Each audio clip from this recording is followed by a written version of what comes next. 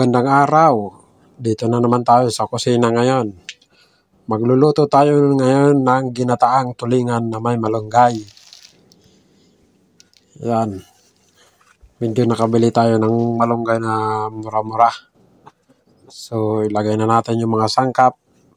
Sibuyas, luya, bawang, asin, tapos suka, tapos lagyan din natin ng mantika para hindi matutong.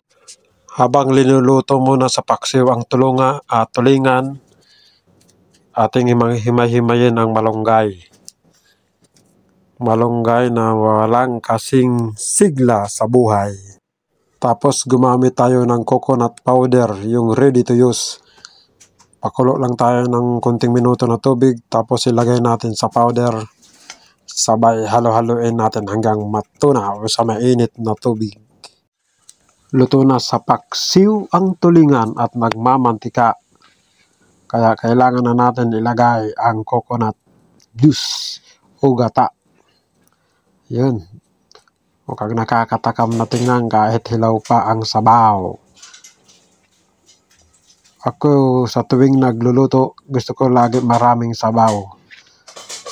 Kasi ang sarap, damang-dama talaga ang lasa. Yan, pagkatapos natin lagyan ng coconut powder o gata, lagyan na natin ng seasoning o pantimpla. Halimbawa na lang magic sarap, asin. At kung ano ang gusto nyo gawing pantimpla, kayo na ang bahala. Basta sa akin lagi ay magic sarap. Mukhang maluluto na ang gata ng nyug, kaya linagay na natin ang malunggay na walang kasing sigla sa buhay. Masarap talaga kumain ng ginataang tulingan, lalo na kapag may lunggay at mayroong siling. Nagpaparamdam sa init ng katawan kapag ito yung nakakain. Haluin natin, yan. Tapos sabay pakuluan ng kunting minuto.